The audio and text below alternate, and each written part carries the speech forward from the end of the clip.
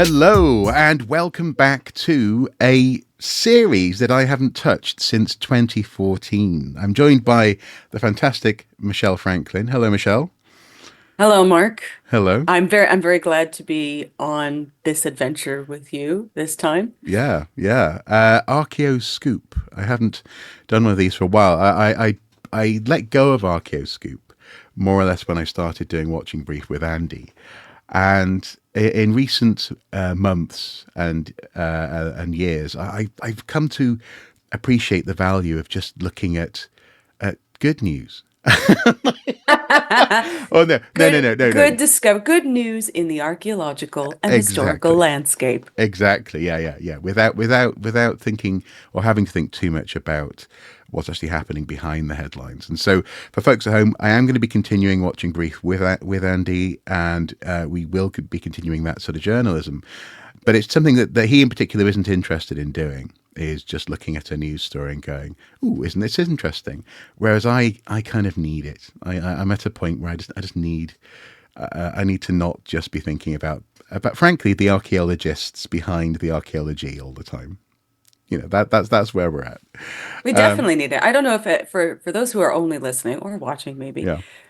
Mark has a Discord for Archaeosoup, and Mm, in that Discord, every single day we share interesting archaeological discoveries. mm, And we also share some funny pseudo archaeology discoveries, which are always hilarious. mm, But we share things, and we really enjoy them, and we think, mm, oh, how interesting these new findings are. And mm. so I think it's important to share that with the broader archaeological community and people who are interested in these kinds of things. Yeah, exactly. And as I say, it is important to do the other stuff to keep on top of best practice, etc.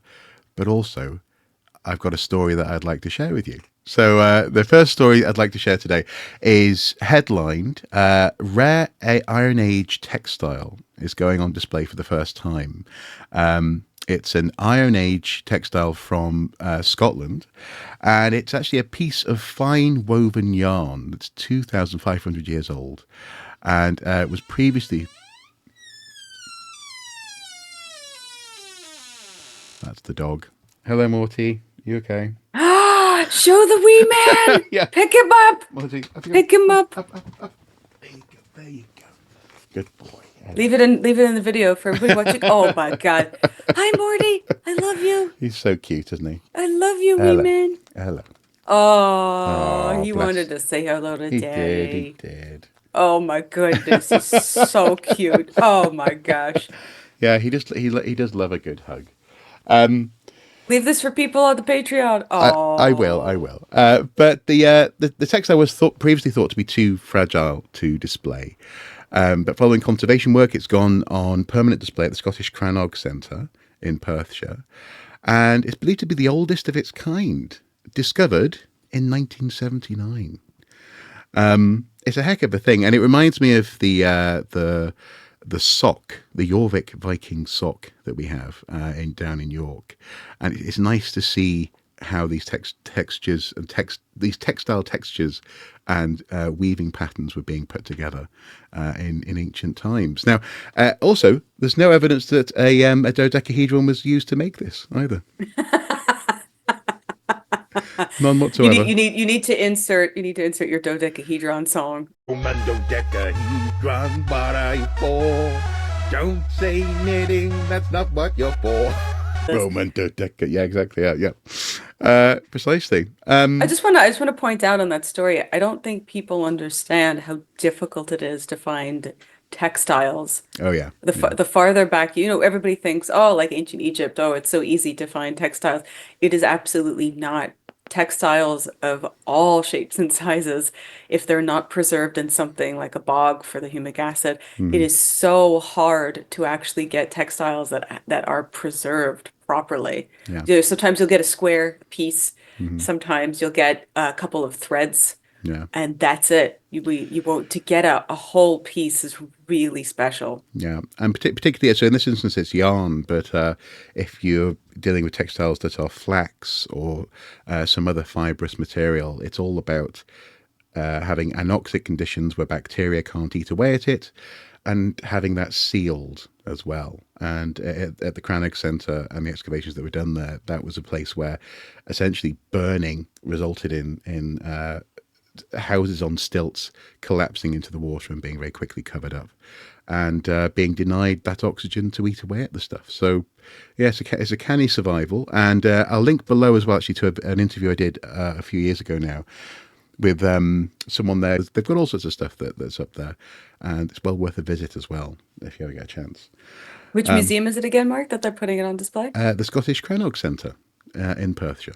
Yeah. So what's your first the thing you want to share with me?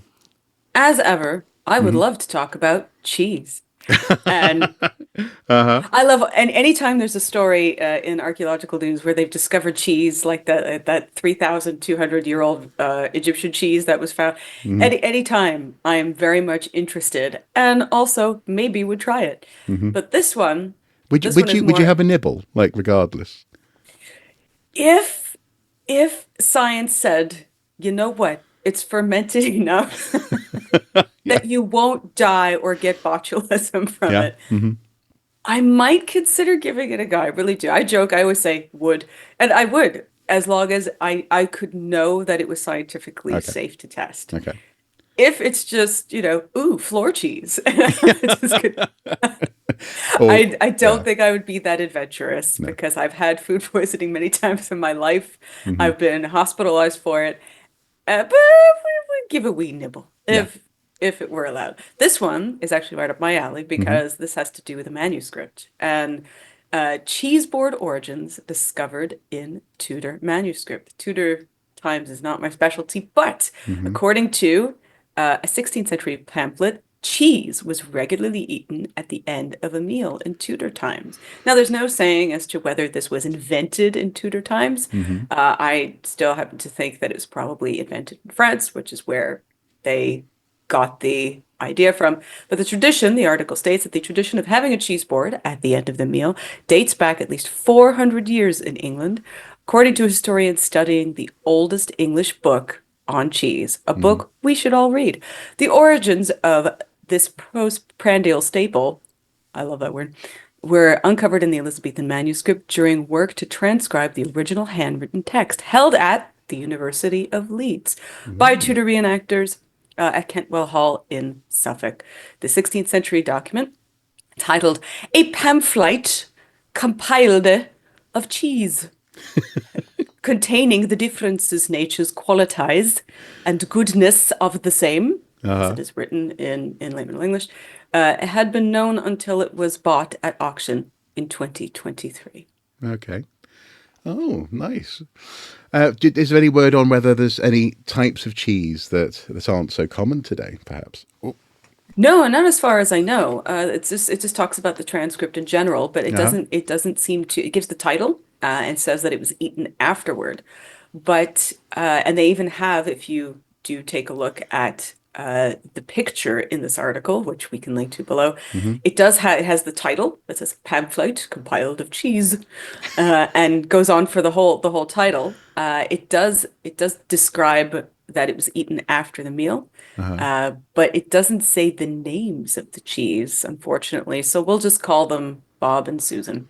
Okay, that's fair. That's fair. I'm also just going to add to your story there with a story that comes from CBC, BBC News Round. It's technically a young person's news program, but they have the fantastic headline: "The 125-year-old chocolate bar and other really odd foods." Also So would eat. Yeah. yeah, yeah. So there's a bar of chocolate.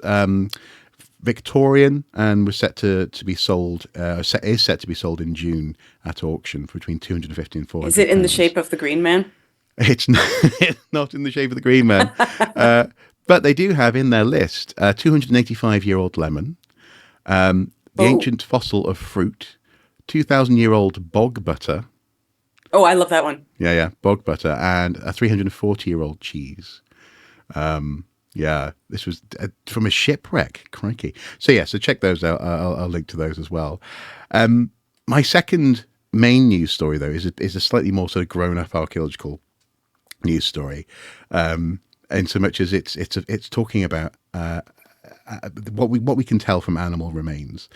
And this is actually from popularmechanics.com. A construction crew accidentally uncovered the remains of 100 plus horses Oh, in Germany. Crews working on a housing project in the Bad Cannstatt district of Stuttgart recently uncovered a second century horse cemetery. Over 100 skeletons of horses that were used by the Roman cavalry. The site was known as a military stronghold for the Roman army, and it's considered to be one of the most important Roman military locations in modern-day southwest Germany. Experts believe the Roman cavalry occupying the region had about 500 soldiers on site and sustained a potential population of over 700 horses. The first discovery of a horse skeleton in the area was actually in 1920. Ooh, hello. Uh, and also during a housing project that was previously happened on the site. But the recent development uncovered the entire cemetery, and Sarah Roth, an archaeologist with the Preservation Office, said that radiocarbon dating had helped to pinpoint the age of said cemetery. Now, interestingly, the Roth went on to say that the horses were buried around 1,300 feet from the equestrian barns, so the cemetery was some way away from where they were living. And evidence showed that the carcasses were slid into shallow pits, buried lying on their side with outstretched or bent legs. I have a Uh, question. yeah. Do we know two things? One, do we know if those horses were dug at different dates? Like, as Hmm. in, obviously the one on the bottom is going to be the one that's been dug first. Yeah. But what I mean is, has it been, do we know if the horse went in first and then they covered it and then another horse went in 10 years later? Mm. Two, are these horses that died of illness or natural causes, or were these horses that were actually butchered? Is there any kind of butchering? There doesn't seem to be any evidence of butchery. And I don't think there was a particular taboo against horse meat in the Roman world. Don't quote me on that. I know that the cow meat beef was more common, certainly for military rations, little cubes of beef. But in this instance, the horses do not seem to have died at the same time. So it's not a battle or an epidemic of sorts, according to Roth. Rather, here are the animals that either died during the presence of illness, injury, or for other reasons. So it looks like it's just basically where military working horses were being taken. And I guess you've got to have a place, just as you've got to have a place for people. You know, a horse is a large carcass, and I guess as infamously you hear about in medieval times later on, they'd throw dead massive carcasses over walls because they're excellent ways of spreading disease. In a siege, you want to be able to deal with your horses, I suppose. I guess I've just never really thought about the practicalities of dealing with the dead horses in a Roman cavalry, and that may be because if I'm interested in Romans at all, I tend to be more interested in Romans before the cavalry was a major part of their military setup, their campaigning setup. But also, what she went on to say was that even after about 1,800 years, the grief over the death of this one particular animal is apparent, pointing to one grave in particular where two jugs and a small oil lamp were placed in the crook of the legs of one of the horses.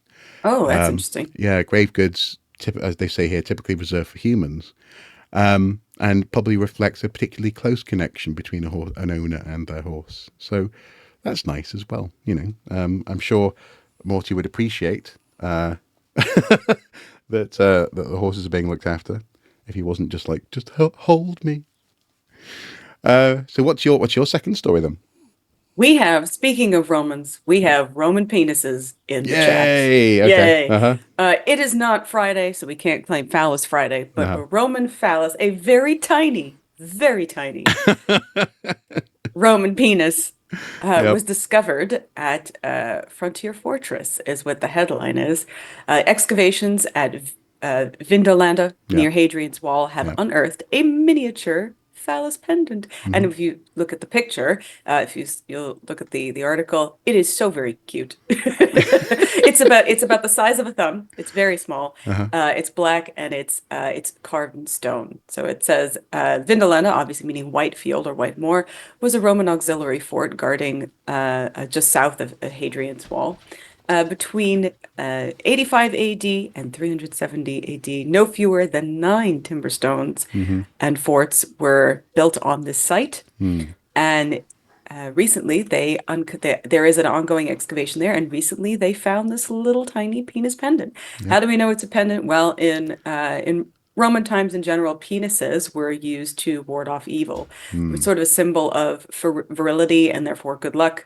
And you'll find penises all throughout the Roman world. They have penises, just everything. They've got flying penises on pendants. Yep. Yep. They have giant penis bells with little penis bells Yep. under Yep. it. Yep. Uh, Well, this one, probably that's probably my favorite penis actually is oh, the big bell one, yeah, yeah. well, the bell, and because basically you'd have them as doorbells in some places. Yes, that's right. Yes, You'd pull on the head, you'll pull on the bell end to ring the bell.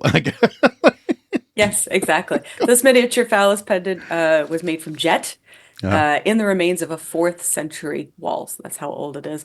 The Romans believed that, as I said, the phallus was the embodiment of masculine power mm, and provided protection, fertility, good fortune, and so people, soldiers especially, carried them around. Phallic imagery, as Mark said, is all over the place in doorknobs, doorknobs, in bells, and it's especially in bullae or tintinnabulae, which is the ringy bells that hmm have hmm penises on them. hmm It's just a very very cute little phallus, Yeah. and it's very nice that people would just carry it around.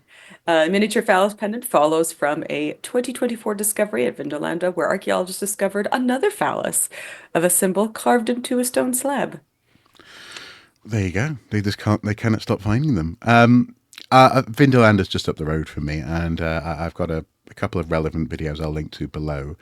And again, it's well worth a visit if you ever get a chance to go there. The one of my favourite things about the name of the place, being this sort of white field, white plain, Vindolanda, is that it's in the sort of the shadow of a hill nearby, and so the suggestion is that it would frost over quite a lot, and still does to this day. But it's the fact that you, in some of the Vindolanda letters, not only is there the famous birthday birthday party invitation that was preserved and uncovered, but also there's letters from people saying, "Please send me socks." Oh yes. Yeah, so cold. And this is also something actually, you know, given that I was saying that I'm not necessarily as familiar with later Roman military practice.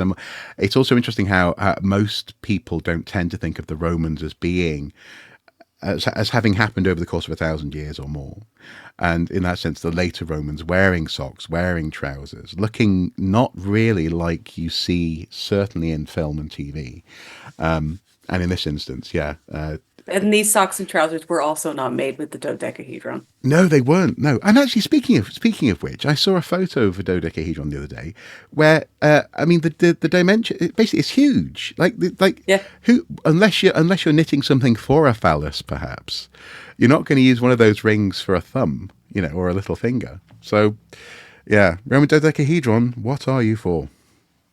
Don't say knitting. Not for knitting. That's not what it's for. But there you And go, as we folks. say, so far in the northern regions, there have only been 3 or 4 that have been uncovered. So Mhm. most of the dodecahedron are actually found on the continent and have nothing to do with Hadrian's Wall. No, or cold places per se. Yes, Yeah, yeah, exactly. yeah. Yeah. Well, that's been the first Archaeoscoop in quite a long time. I think we're toying with the idea of this being a fortnightly series, so let us know what you think below. If any stories you'd like us to take a look at, do send comments, send messages, or turn up on the Discord server and post links into the interesting archaeological news thread. And of course, check out Michelle's amazing YouTube channel, Legends and Lectures, where occasionally I turn up and the views drop. Uh, Yeah, Maybe they'll increase if we make this a Senightly series. maybe. Ah, yes, I see what you did there. I see what you did. Yes, yes. Well, folks, thank you for watching. Until next time, do take care. And incidentally, check out Michelle's TikTok for what's going on with what she just said there. Okay, bye-bye.